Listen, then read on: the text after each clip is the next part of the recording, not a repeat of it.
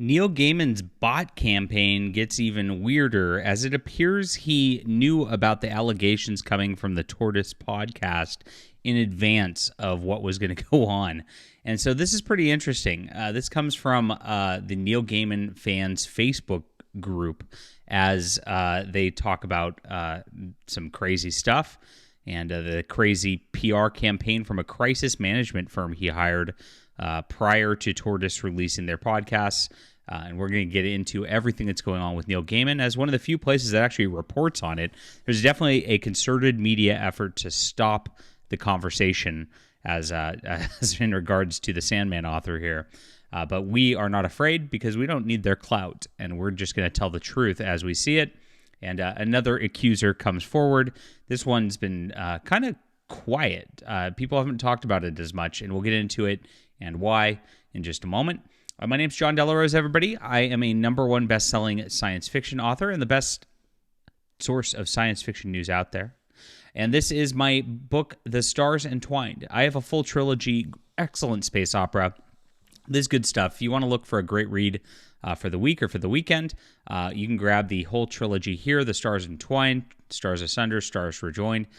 This is an epic that really builds up really nicely, and you'll enjoy it. It's available on print, ebook, and audio. Thank you guys so much for reading and supporting the channel. The link's in the description below for you, along with my other links if you want to check everything out. And thank you so much for supporting us. We've had one of our best months ever. It's been insane. Thank you so much again. All right, so the Facebook group, somebody posted, they walk among us. In the past few weeks, there have been reports that a reputation management firm has been hired by Neil or on his behalf, and their activities may include astroturfing X with positive comments about his work. I've seen those. They're definitely bot posts. Messages take the form of paragraphs of ChatGPT-style text praising a Gaiman project or describing it as if readers will have never heard of it before, which is not appropriate for the intended audience who have already been discussing it for years. Then there is a bunch of replies to the post expressing delight about the work. I assume that couldn't happen on Facebook. Oh, yeah. There's bots on Facebook, too.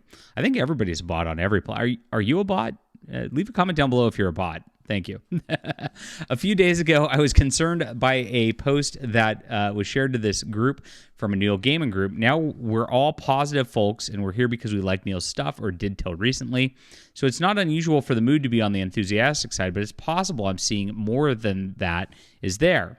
But you can check, this is crazy, how long somebody has been a member of the group. I did a quick look for each of the posters. Tortoise Media Podcast was published on the 3rd of July.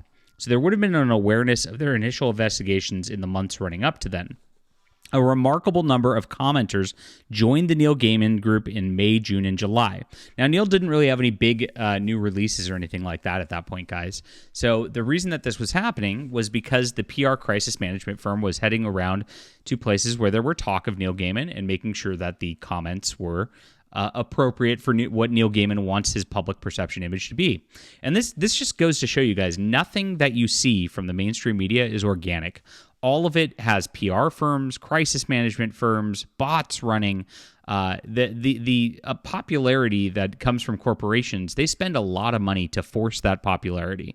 These images where Neil Gaiman's like a rock star or whatever are carefully cultivated. It's not an accident. He's not just so talented, people just see it. That doesn't happen for real. Actually, I have a great story about this. The most talented writer I've probably seen in the last 20 years is a fellow named Doug Sharp. And he came out with a book, a science fiction book about, 10 years ago, I think it was. And, he wrote, the prose was incredible. I was kind of blown away by it. The guy has no ability to market. He had a pretty bad condition. I don't even know if he's alive anymore. But I read the book. It was great. And I talked with him about it, and he could not promote it physically. He had no online social media presence. Even though the quality was way there, I think it sold something like 30 copies. It was really, really sad. And so quality does not equal somebody getting this kind of attention. These are, again, cultivated by studios. They're cultivated by PR firms.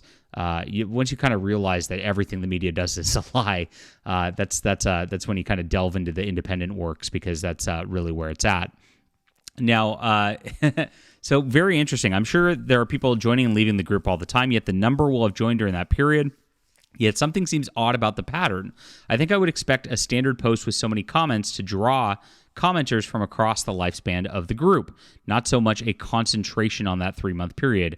A reasonable number of these accounts also liked a post stating a message about allegations had been just kind of, let's see if we can pull this up. Nope, it's cut off.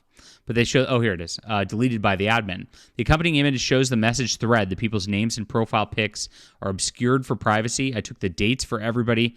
There's no date. Am I imagining things? So look at these. These are all the members that have joined on this, just posting, wow, what a great work Neil Gaiman has.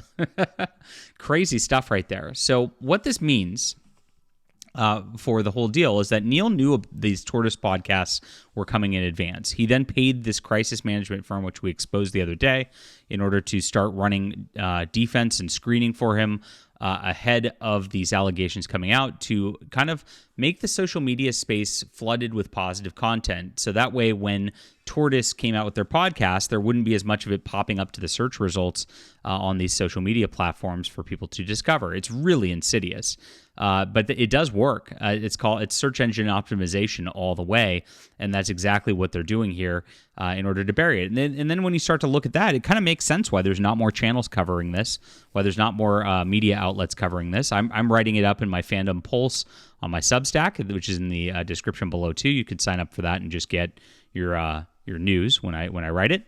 And then there's not a lot of other people covering it. It's really, really wild. And now there's a 6th allegation that's come out also. Now, this one's not as spicy as the ones before, but it is another one. It just adds to the pattern of things. And so a woman posted to a YouTube channel.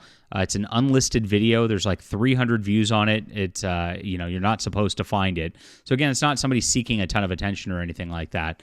I found it though, and hopefully it doesn't get deleted just because I posted it. That does happen with these people, but it is up on my Substack right now if you want to watch the full video.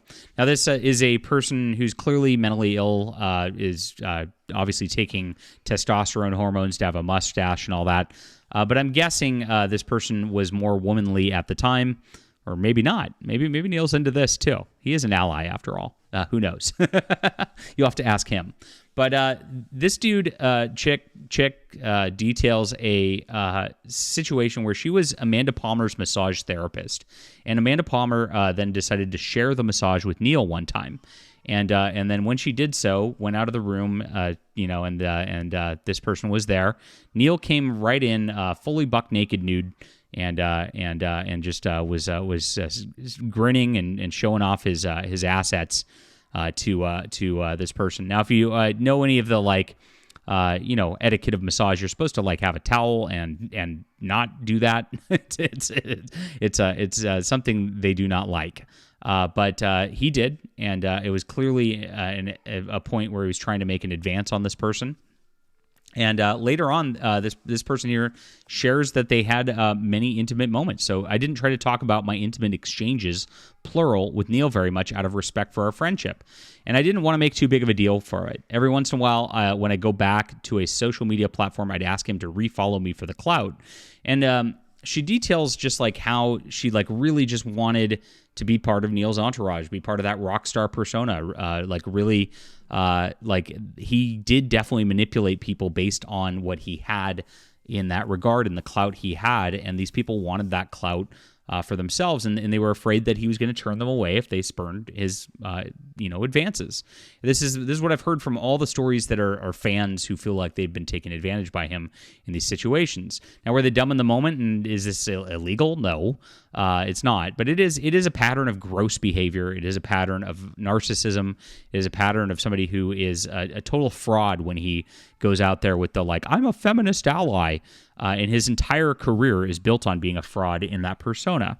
Now, the other stuff with the employees that he had, there's maybe some illegal stuff going on there, guys. That is something that I hope gets looked into further. But again, this is number 6 now. This is a lot. It's growing every single day, and nobody else is reporting on this. The media is completely silent on it. Why is that the case? And why are bot campaigns SEOing things if there's nothing to be found here? Neil Gaiman's still been completely silent about this. Apparently, he responded to the Tortoise podcast directly, but he's been missing from social media. He's been missing from public appearances. It's all really weird. All right, leave a comment down below with what you think about this. And if you're a bot, hit the like and subscribe button. Make sure to check out some good quality science fiction, guys. This is going to be a wonderful book and trilogy for your reading weekend or Audible if you're driving anywhere. Love to have you as a reader. Appreciate you being there.